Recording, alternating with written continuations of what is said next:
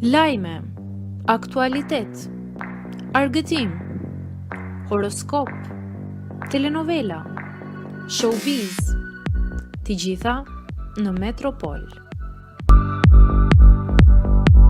Bëni subscribe në faqen Metropol. Ditë të zije ndahet nga jeta në moshë të re aktori i humorit. Një nga emrat më të dashur të humorit ndërkombëtar, Steve Bridges, ka ndëruar jetë në moshën 41 vjeçare.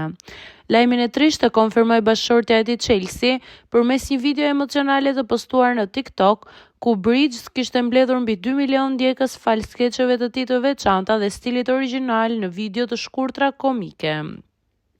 Chelsea bëri të ditur se ai ndëroi jetë më datë 15 tetor, i qetë në gjumë, teksa po pushonte në divan në shtëpinë e tyre në Illinois. Policia lokale ka konfirmuar se vdekja e tij ka qenë natyrale. Ai që shihnit në internet ishte vetëm personazhet që ai krijonte. Në të vërtetë, ai ishte babai më i dashur dhe bashkëshorti më i mirë.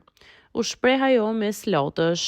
Në përshkrimin e videos ajo shtoi: ai me të vërtet ka ikur, nuk ishte thjesht një personazh i rrjeteve sociale, por një njeri familjar që jetonte për t'i bërë të tjerët të qeshin.